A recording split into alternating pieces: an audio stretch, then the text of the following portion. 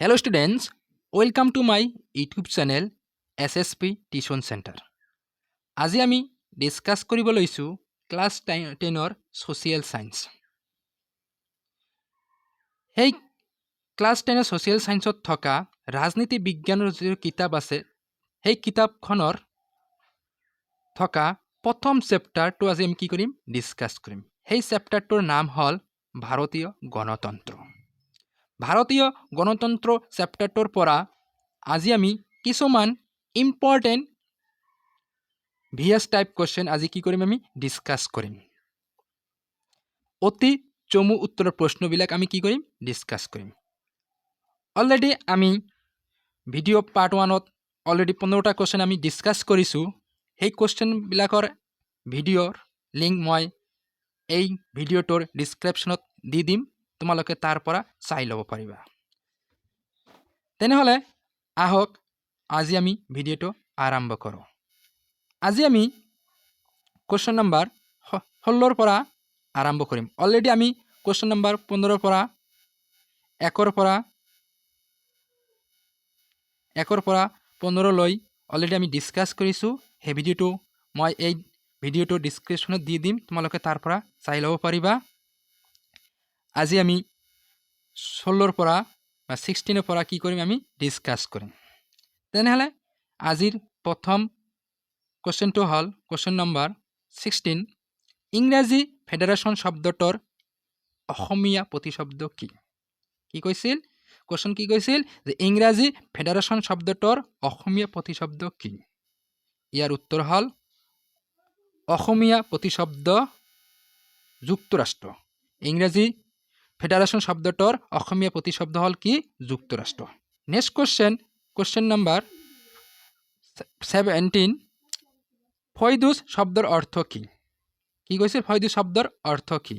ইয়াৰ উত্তৰ হ'ল ফৈদুজ শব্দৰ অৰ্থ হ'ল চুক্তি বা সন্ধি। ফৈদুজ শব্দৰ অৰ্থ হ'ল কি চুক্তি বা সন্ধি। নেক্সট কোৱেশ্চন নম্বৰ 18, ভাৰতৰ দুই খলপীয়া চৰকাৰ কি কি? কি কৈছিল কোৱেশ্চনত ভাৰতৰ দুই খলপীয়া চৰকাৰ কি কি? ইয়াৰ উত্তৰ হ'ল কেন্দ্ৰীয় চৰকাৰ আৰু ৰাজ্য চৰকাৰ। কেন্দ্ৰীয় চৰকাৰ আৰু ৰাজ্য চৰকাৰ হ'ল ভাৰতৰ দুই খলপীয়া চৰকাৰ। নেক্সট কোৱেশ্চন নম্বৰ 19, যুক্তৰাষ্ট্ৰীয় পদ্ধতিৰ চৰকাৰ প্ৰথম ক'ত প্ৰৱৰ্তন হৈছিল? কি কৈছিল যে যুক্তৰাষ্ট্ৰীয় পদ্ধতিৰ চৰকাৰ প্ৰথম ক'ত প্ৰৱৰ্তন হৈছিল? ইয়াৰ উত্তৰ হ'ল আমেৰিকা যুক্তৰাষ্ট্ৰত প্ৰৱৰ্তন হৈছিল। আমেৰিকা যুক্তৰাষ্ট্ৰত যুক্তীয় পদ্ধতিৰ চৰকাৰ প্ৰথম প্ৰৱৰ্তন হৈছিল।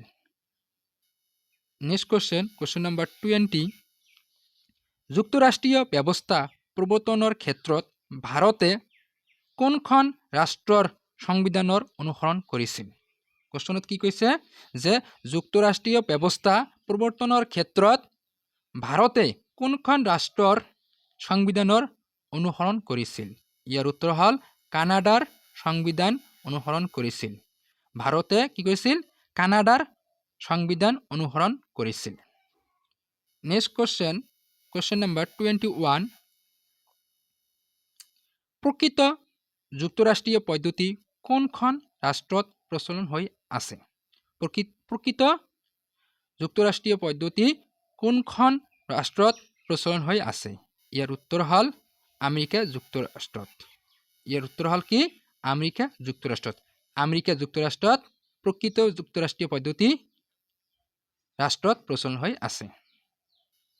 নেক্সট কোৱেশ্চন নম্বৰ 22, ভাৰতবৰ্ষৰ কোনখন চৰকাৰ অধিক শক্তিশালী? কোৱেশ্চনত কি কৈছে যে ভাৰতবৰ্ষৰ কোনখন চৰকাৰ অধিক শক্তিশালী? ইয়াৰ উত্তৰ হ'ব কেন্দ্ৰীয় চৰকাৰ অধিক শক্তিশালী। কেন্দ্ৰীয় চৰকাৰ ভাৰতবৰ্ষত অধিক শক্তিশালী। নেক্সট কোৱেশ্চন নম্বৰ 23, কেন্দ্ৰ আৰু ৰাজ্যৰ মাজত ক্ষমতাৰ ভাগ বিতৰণ কিহৰ জৰিয়তে কৰা হৈছে? কোৱেশ্চনত কি কৈছে যে কেন্দ্ৰ আৰু ৰাজ্যৰ মাজত ক্ষমতাৰ ভাগ বিতৰণ কিহৰ জৰিয়তে কৰা হৈছে? ইয়াৰ উত্তৰ হ'ল সংবিধানে তিনিখন সূচীৰ জৰিয়তে কৰিছে। কি কৰিছে? সংবিধানে তিনিখন সূচীৰ জৰিয়তে কেন্দ্ৰ আৰু ৰাজ্যৰ মাজত ক্ষমতাৰ ভাগ বিতৰণ কৰিছে। Next question, question number 24। কি কারণে ভারতবর্ষক যুক্তরাষ্ট্রীয় চরিত্র প্রদান করা নাই? কি কৈছিল? যে কি কারণে ভারতবর্ষক যুক্তরাষ্ট্রীয় চরিত্র প্রদান করা নাই? ইয়াৰ উত্তৰ হল অংগৰাজ্য বিলাকত থকা ৰাজ্যপালসকলৰ নিযুক্তিৰ প্ৰক্ৰিয়াই ভাৰতবৰ্ষক যুক্তৰাষ্ট্ৰীয় চৰিত্ৰ প্ৰদান কৰা নাই। কি কৈছিল? অংগৰাজ্য বিলাকত থকা ৰাজ্যপালসকলৰ নিযুক্তিৰ প্ৰক্ৰিয়াই ভাৰতবৰ্ষক যুক্তৰাষ্ট্ৰীয় চৰিত্ৰ প্ৰদান কৰা নাই। Next question, question number 25। ৰাজ্যখনত কেন্দ্ৰীয় চৰকাৰৰ প্ৰতিনিধি হিচাপে কোনে কাম কৰে? কি কৈছিল? ৰাজ্যখনত কেন্দ্ৰীয় চৰকাৰৰ প্ৰতিনিধি হিচাপে কোনে কাম কৰে? ইয়াৰ উত্তৰ হল ৰাজ্যপালে প্ৰতিনিধি হিচাপে কাম কৰে। ৰাজ্যপালে কি কৰে? প্ৰতিনিধি হিচাপে কাম কৰে। Next question, question number 26। দ্বৈত নাগৰিকত্বৰ ব্যৱস্থা প্ৰচলন থকা এখন দেশৰ নাম লিখা। কি কৈছিল? 26 কোশ্চেনত যে দ্বৈত নাগৰিকত্বৰ ব্যৱস্থা প্ৰচলন থকা এখন দেশৰ নাম লিখা। ইয়াৰ উত্তৰ হল আমেৰিকা যুক্তৰাষ্ট্ৰ। আমেৰিকা যুক্তৰাষ্ট্ৰ হল দ্বৈত নাগৰিকত্বৰ ব্যৱস্থা থকা এখন দেশ। Next question, question number 27। জন প্ৰতিনিধিৰে গঠিত সংসদীয় গণতন্ত্ৰক আমেৰিকা যুক্তৰাষ্ট্ৰত কি নামেৰে জনা যায়? কোশ্চেনত কি কৈছিল? যে জনপ্ৰতিনিধিৰে গঠিত সংসদীয় গণতন্ত্ৰক আমেৰিকা যুক্তৰাষ্ট্ৰত কি নামেৰে জনা যায়? ইয়াৰ উত্তৰ হল কংগ্ৰেছ নামেৰে জনা যায়। Next question, question number 28। Lok Sabha আৰু ৰাজ্যসভাৰ লগতে সংসদীয় গণতন্ত্ৰৰ অবিচ্ছেদ্য অংগটোৰ নাম কি? প্ৰশ্নত 28ত কি কৈছে? যে লোকসভা আৰু ৰাজ্যসভাৰ লগতে সংসদীয় গণতন্ত্ৰৰ অবিচ্ছেদ্য অংগটোৰ নাম কি? ইয়াৰ উত্তৰ হল ভাৰতৰ ৰাষ্ট্ৰপতিজন অবিচ্ছেদ্য অংগ। ভাৰতৰ ৰাষ্ট্ৰপতিজন কি হৈছিল? সংসদীয় গণতন্ত্ৰৰ অবিচ্ছেদ্য অংগ। Next question, question number 29। ভাৰতৰ সংসদীয় পদ্ধতিৰ চৰকাৰ প্ৰৱৰ্তন কৰাৰ ক্ষেত্ৰত ভাৰতে কোনখন ৰাষ্ট্ৰৰ সংবিধান অনুসৰণ কৰিছিল? কি কৈছিল কোশ্চেনত 29ত? যে ভাৰতৰ সংসদীয় পদ্ধতিৰ চৰকাৰ প্ৰৱৰ্তন কৰাৰ ক্ষেত্ৰত ভাৰতে কোনখন ৰাষ্ট্ৰৰ সংবিধান অনুসৰণ কৰিছিল? ইয়াৰ উত্তৰ হল ইংলেণ্ডৰ সংবিধান অনুসৰণ কৰিছিল। ইংলেণ্ডৰ সংবিধান কি কৰিছিল? ভাৰতৰ সংসদীয় পদ্ধতিৰ চৰকাৰে কি কৰিছিল? অনুসৰণ কৰিছিল। Next question, question number 30। পৰাধীন ভাৰতবৰ্ষত কি পদ্ধতিৰ চৰকাৰ আৰম্ভ কৰিছিল? কি কৈছিল কোশ্চেনত? যে পৰাধীন ভাৰতবৰ্ষত কি পদ্ধতিৰ চৰকাৰ আৰম্ভ কৰিছিল? ইয়াৰ উত্তৰ হল সংসদীয় চৰকাৰৰ পদ্ধতি আৰম্ভ কৰিছিল। কি কৰিছিল? কি উত্তৰ হ'ব? সংসদীয় চৰকাৰৰ পদ্ধতি আৰম্ভ কৰিছিল। Next question, question number 31। Bharat চৰকাৰৰ আইন কেতিয়া গৃহীত হয়? কি কৈছিল কোশ্চেনত? ভাৰত চৰকাৰৰ আইন কেতিয়া গৃহীত হয়? ইয়াৰ উত্তৰ হল 1935 চনত। 1935 চনত ভাৰত চৰকাৰৰ আইন গৃহীত হয়। Next question, question number 32। সংসদৰ উচ্চ সদনৰ নাম কি? কি কৈছিল কোশ্চেনত? যে সংসদৰ উচ্চ সদনৰ নাম কি? উত্তৰ হল ৰাজ্যসভা। ৰাজ্যসভা হল সংসদৰ উচ্চ সদনৰ নাম। Next question, question number 33। আৰু এই কোশ্চেনটো আজিৰ ভিডিঅ'টোৰ লাষ্ট কোশ্চেন। কোশ্চেন নাম্বাৰ 33ত কি কৈছে চোৱা। সংসদীয় গণতন্ত্ৰ প্ৰচলন থকা দুখন দেশৰ নাম লিখা।